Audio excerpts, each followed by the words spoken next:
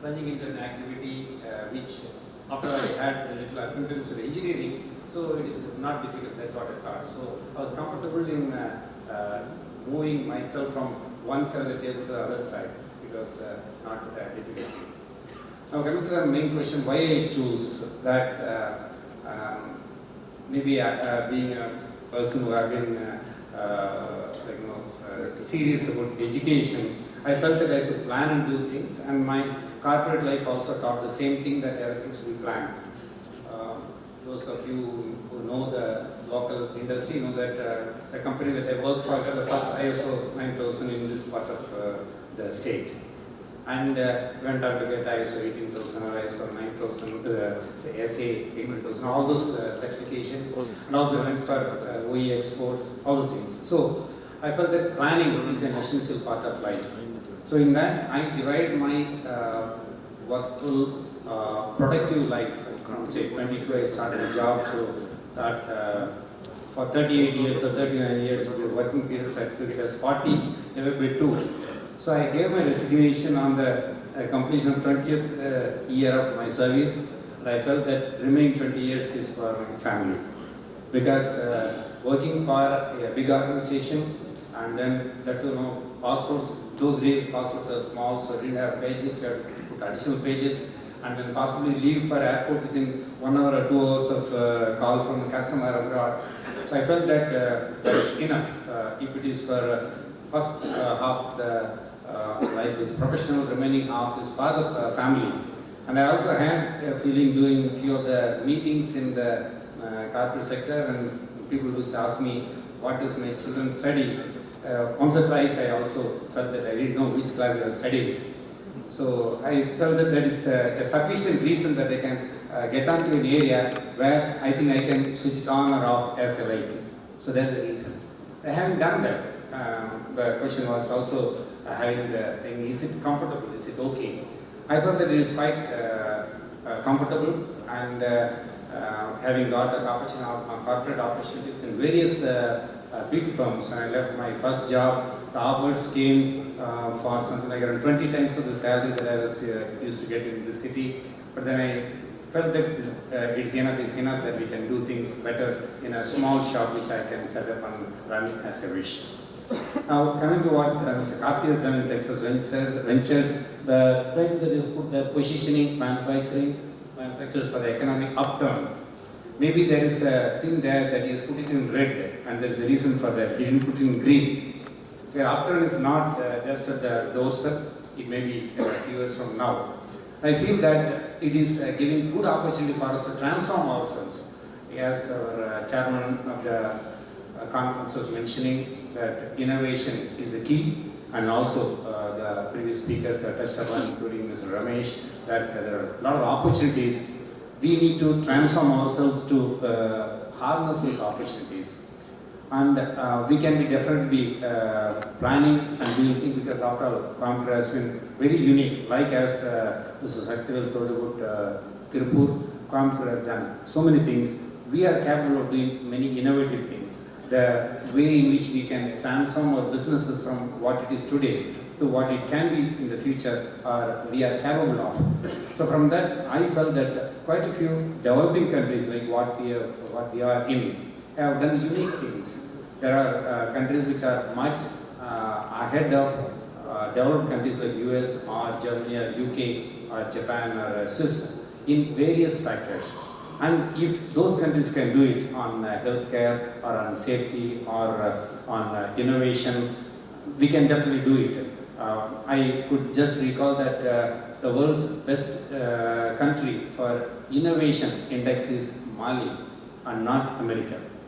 And if they can do it with they being in the last 25 of the GDP, why can't we do it? So we have been doing many things in our country in a unique way.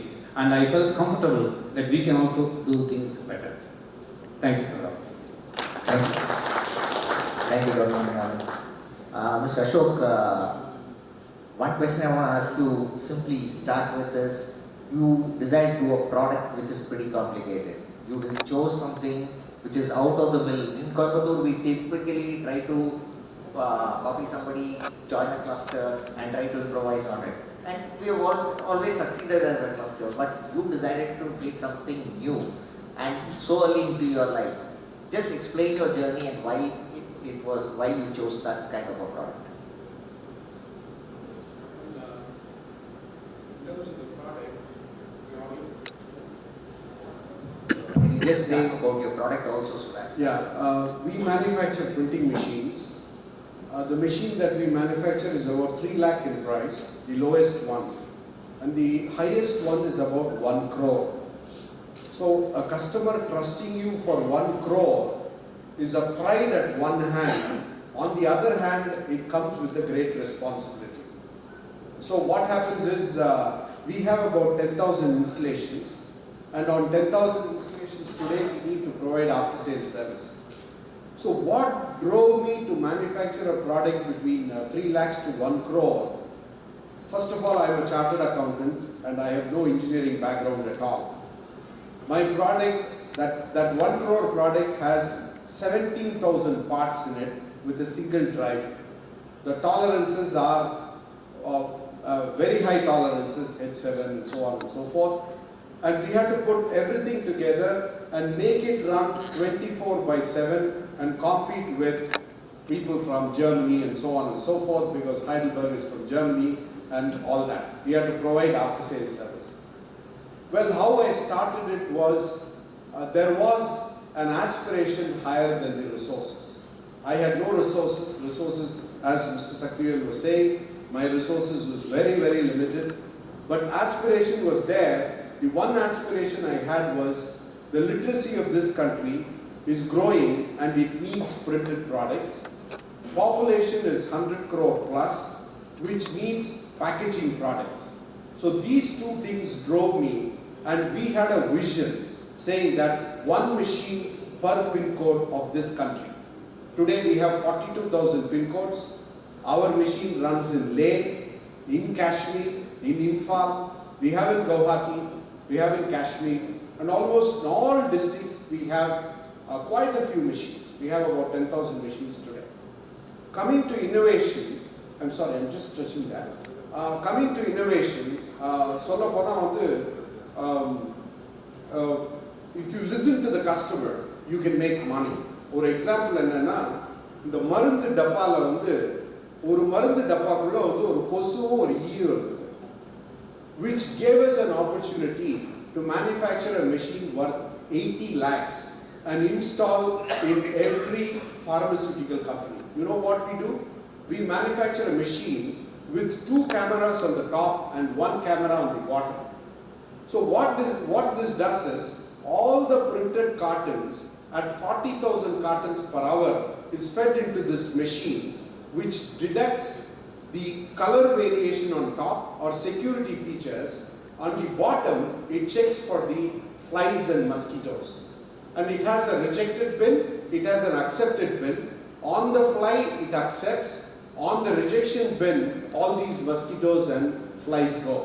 And this mosquitoes and flies for Cipla and Ranbaxy cost something like a rejection in US or Europe to the extent of about the whole container is rejected, which goes to something like 5 crores and 10 crores per consignment.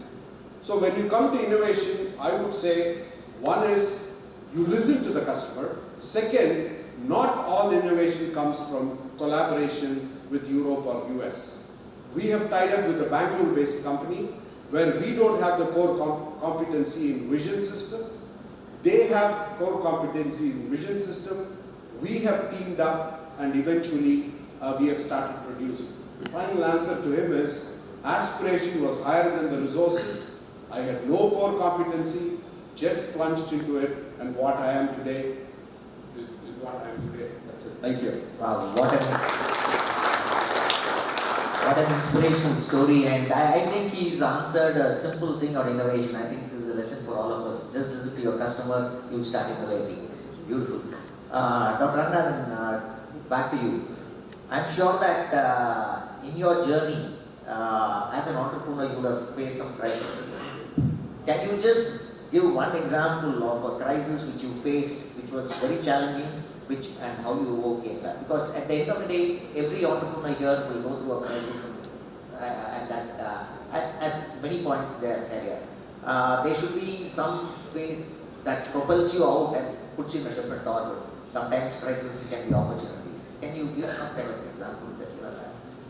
When I started my unit or manufacture of friction products for two-wheelers, I felt that there is no company in South India doing the product because everything gets from Delhi or at the best from Maharashtra. The volume is high, the market is out big there. So I started for the replacement market, but then there was a call from one of OEMs saying that why can't you supply to us? And then it was a call which we didn't gear up for, we didn't expect, and the capacity was hardly 30,000 pieces per month. So I had to gear up to around a lakh of pieces, and then we went ahead. Though my initial plan, as I told a little earlier, was to be safe and plan and do it.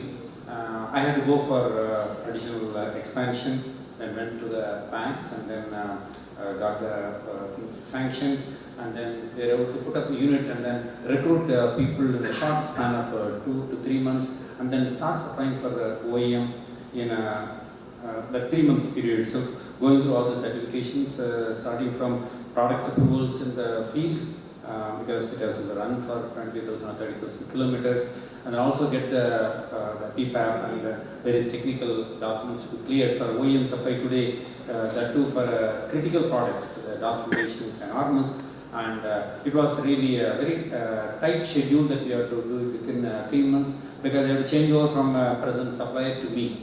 And we took it and then we came out with, and in that bargain we learned that the capability of our engineers are much more than what we anticipate. Given a challenge, the workmen all can work as team and then deliver the product.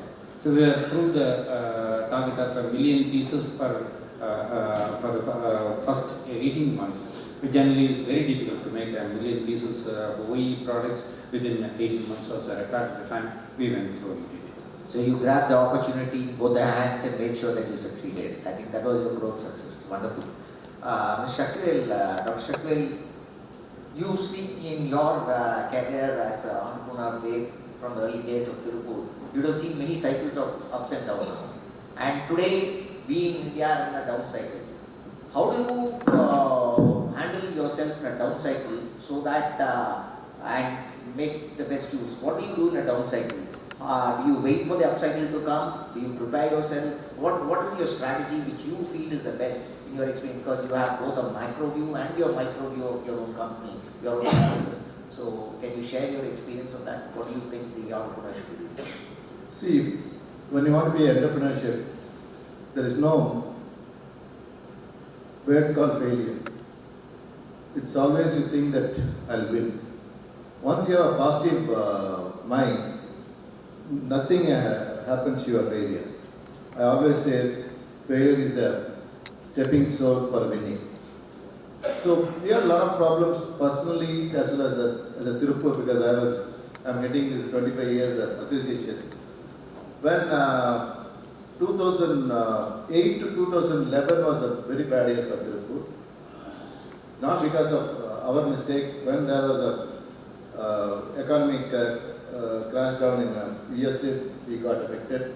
Then afterwards, Europe got affected, we got affected. Then the big thing came as a court order that they closed the factories because of the environment. They want zero discharge. So we told our people, don't lose heart. India is a big country, we can get the dyeing done from other side. You know, but the people sent goods from Tirupur to Ludhiana, got the fabric dyed and brought it back. I remember that one person, he saw that lorry freight is so much, he bought 2 trucks himself. So he said that is a better way to send that goods to Ludhiana and bring it back. 1 truck goes to Ludhiana, 1 truck comes from the Ludhiana. So that nearly 9 months to 1 year we really suffered. We were sending to Calcutta, but we never lost our guts or our positive mind. And we went to the government of Tamil Nadu and said, now you have to help us out. That time, Madam took over the chief ministership, And she asked us, what exactly you want? I said, we want to achieve the zero recharge. For that, we don't have technology and we need money. So 6 months, she gave us a 200 crores interest-free loan. So we have invested, I can proudly say that in all over the world, we are the first people to achieve the zero technology, and we are very successful. And I can say that our product is a green product. So when failure comes, don't lose your heart, because nothing can happen if you think that, yes, I can and I will do. Thank you. I think that is the key to your success also, and also carrying the entire knitwear industry along with you in your success story. Dr. Kasturangan, what is it that you would suggest as a strategy when during such down times, when the overall economy is down, especially in India? What do you think should be the strategy? What do you think entrepreneurs should be doing right now to prepare themselves for the upturn that we are talking about?